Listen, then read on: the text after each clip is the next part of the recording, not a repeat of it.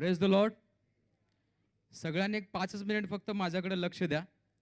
मी प्रत्येक सेमिनारमध्ये हा विषय बोलत असतो कारण की हा विषय गंभीर आहे. त्यासाठी सर्वांनी माझ्याकडे लक्ष द्या. गेल्या काही दिवसांच्या पासून आपल्या भागामध्ये यरुशलेम माता नावाचा प्रचार होत आहे आणि अनेक लोक आपल्या घरामध्ये येत आहेत, ख्रिस्ताविषयी चुकीचं शिक्षण देत आहेत. तर त्याविषयी मला तुम्हाला सांगायचं आहे आणि मी थोडं वचनामधून या गोष्टी सांगतो तुम्हाला. फक्त 5 मिनिट बोलेन, त्यासाठी माझ्याकडे तुम्ही लक्ष द्या. ख्रिस्त येशू यांनी बायबलमध्ये मत्ती 24 मध्ये 4-5 या ठिकाणी भविष्यवाणी केली होती. येशूने उत्तर दिले, तुम्हाला कोणी फसवू नये म्हणून सावध असा, कारण पुष्कळजण माझ्या नावाने येऊन मी ख्रिस्त आहे असे म्हणतील व अनेकांना फसवतील. त्याच अध्यायामध्ये अजून एक वचन आहे, त्यावेळेस जर कोणी तुम्हाला म्हणेल पहा ख्रिस्त येते आहे किंवा तेथे आहे, तर ते खरे मानू नका. कारण खोटे ख्रिस्त व खोटे संदेष्टे उठतील व साधेल तर निवडलेल्यांना देखील फसवावे म्हणून मोठी चिन्हे व अद्भुते दाखवतील. पहा, मी हे अगोदरच तुम्हाला सांगून ठेवले आहे.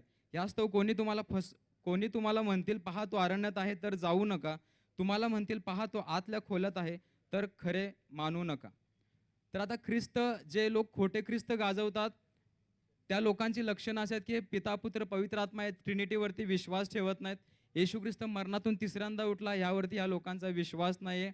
शाब्बात दिवसावरती यांनी घाला घालतात हे लोक आणि बायबलमधील काय वचन यांनी कोट करतात आणि त्या वचनातून ते तुम्हाला भुरळ घालतात. जसं की उत्पत्ती 1 अध्याय 26-27 वचन असो, प्रगटीकरण असो, यशामधल्या काय भविष्यवाण्या असो, ह्या भविष्यवाण्या घेऊन त्याचा तुम्हाला त्यांनी ब्रेन वॉश वेगळ्या प्रकारे करतात आणि ते लोक तुम्हाला व्याकरणातील नाम, सर्वनाम, विशेष नाम ह्या गोष्टी घेऊन तुम्हाला फसवतात. तर ह्या लोकांच्यापासून तुम्ही सावध राहा. आणि असेच लोक बायबलच्या काळामध्ये देखील आले होते.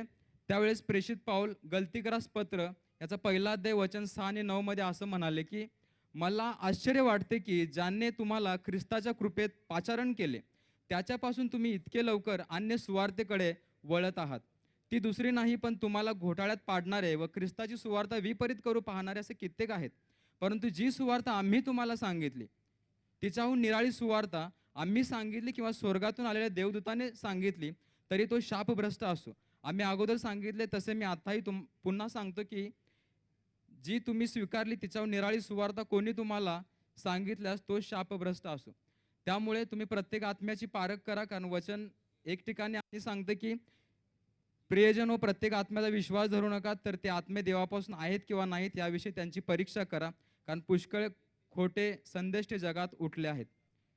तर या लोकांच्यापासून तुम्ही सावध राहा. असे लोक तुमच्या जवळ जरी आले किंवा तुम्हाला दिसले की बाबा जे आमच्या पास्टरांनी किंवा आमच्या मंडळीमधून आम्हाला जे अगोदर भेटलेलं आहे त्याच्यापेक्षा हे काहीतरी डिफरन्स आहे, काहीतरी वेगळं आहे, तर तुम्ही लगेच तुमच्या चर्चच्या पास्टरांना किंवा वडील वर्गाला कॉल करून सांगा असे असे लोक आलेले आहेत. आपल्या गावामध्ये देखील ते येऊन गेलेले आहेत, काही लोक त्या ठिकाणी गेलेले आहेत. वन टाइम रिपेंटन्स असो, त्यानंतर द सॅक्रेड नेम मुवमेंट असो, त्यानंतर world mission society church of God अशा नावाने लोक आहेत आणि पूर्णपणे विचित्र प्रकारचं आहे. ह्यासाठी तुम्ही सर्वजण सावध राहा. आणि जरी कुणाला असं वाटत असेल मी दोष काढतोय, न्याय करतोय, तर मी खाली आल्यानंतर मला भेटू शकता आणि आपण यावरती बोलू शकतो. यूट्यूबवरती माझं चॅनल देखील आहे, त्या ठिकाणी मी हे व्हिडिओज करून त्या बाबतीत प्रश्न उत्तरं सांगत असतो. आकाश इंगले क्राइस्ट फॉर यू या नावाने माझं चॅनल आहे. Thank you so much.